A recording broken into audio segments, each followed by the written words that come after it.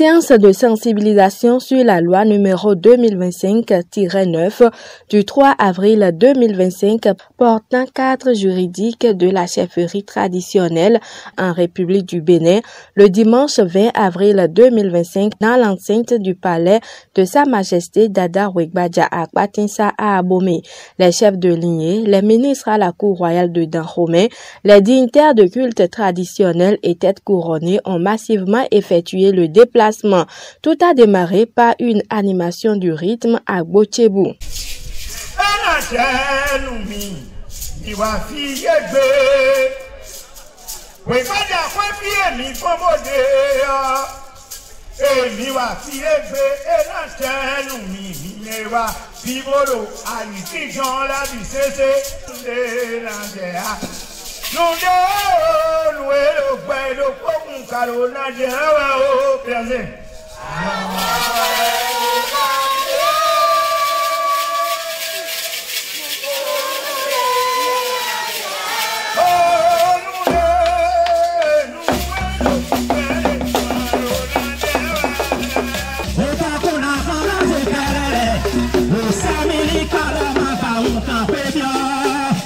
Désiré Degbo, membre du comité d'organisation, a donné des explications sur la loi portant cadre juridique de la chefferie traditionnelle. Il a insisté sur les articles 5, 18, 32 et 37. Il déduit qu'il n'y a qu'un seul royaume de Dahomey.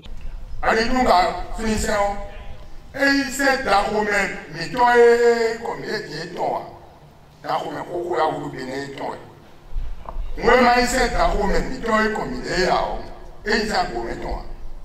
C'est bien le piton par là. Mais à ce moment-là, et où est-ce mon halwa? C'est un, et l'autre le article. Pour le dos, pour peine, pour l'homme, pour ça, j'ai mon brûlé, car pour moi, il y a un article, et le cadet, oui. Nous comptons là. Car elle n'est pas nous tous nous n'avons pas article à tombe et le bénin tout mi tombe des filles qui est globaux et n'a pas soudé et n'a pas été dédié à Forton Kounoko. Mais les deux sont bien à Forton Kounoko, à Forton Kounoko et à Forton a Forton Kounoko est là, Dahomey, il tombe. Quand on va faire tout, il y a pris, il y a fait aussi. Quand on garde le gouvernement est là,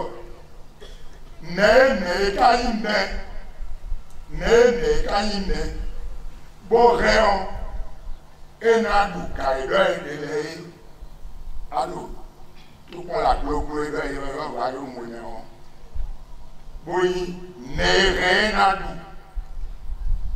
Bon, nous, nous avons tout mis au collet, Katawa, 1895, et état de 1900, l'économie à nos conditions, à ma condition, il y a article 18, et l'économie d'Adao, avec Adao. Article 32. Nous parler 32 à 37.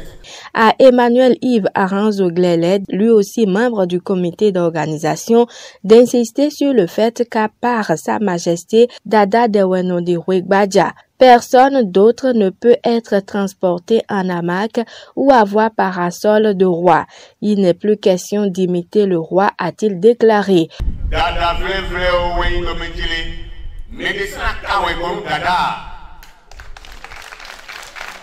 Alors à Kawe moi vrai Dada mais des sacs sont bons hein. Dada vous pas dire son pont. À son pont moi vrai Dada. Mais des confio. Dada vrai à son pont moi vrai Dada. À Kawe vous à vrai Dada. Vous me doit soigner d'autres tamenu dans au méfi. Bon, mais dis-moi, tout le monde est mêlé mon bro, Dada vrai Dada, oui, 4 fois, on dit, et 4 fois, c'est pas nos communs. Au pupitre et tour à tour, les chefs de chaque culte, à savoir Torrio, Lissa, Zomando, Sakpata, Yado, les Angbeto et autres, ont pris la parole pour apprécier la loi et ont pris l'engagement de la respecter.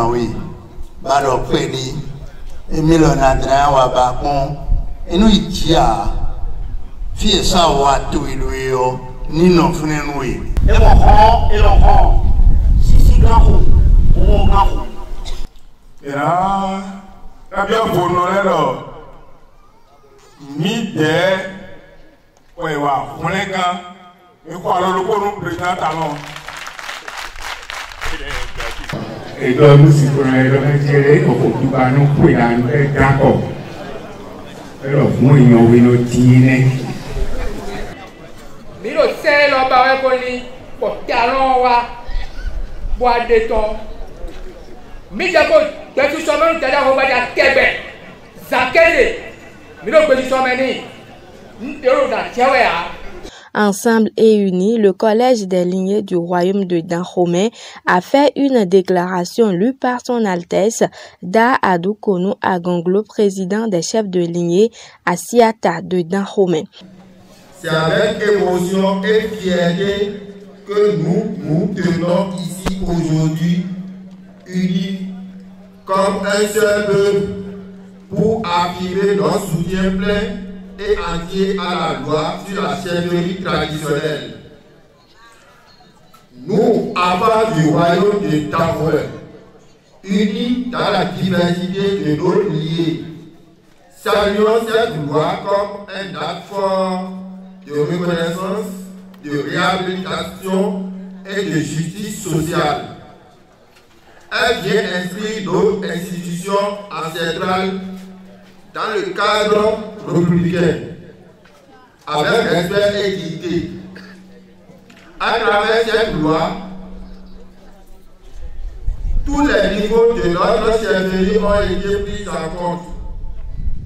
Roi, chef de liée, Abandel Asiata, dignitaire du culte, princesse et prince, chacun se retrouve sa place, chacun retrouve son éclat.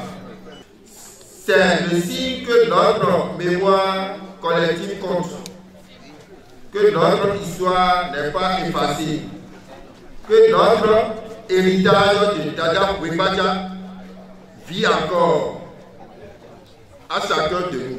Nous exprimons ici notre gratitude à son Excellence, Monsieur le Président Patrice Talon, pour avoir compris la portée de cette reconnaissance. Ce geste dépasse le politique. C'est un acte d'unité, un acte d'amour pour le peuple béninois dans toutes ses racines. Que le très haut et les membres de nos ancêtres le bénissent et l'accompagnent. Qu'il protège notre nation et qu'il fasse rayonner encore le royaume de Dahomey, uni, fort et fier. Que vive le royaume de Dahomey uni. Que rayonne Dada Wibaja à travers chacun de ses enfants. Et que Dieu bénisse le peuple et ses dirigeants. Nous vous remercions. La déclaration est reprise en langue nationale fongbi par Da Sojo, ministre à la Cour royale de Dahomey.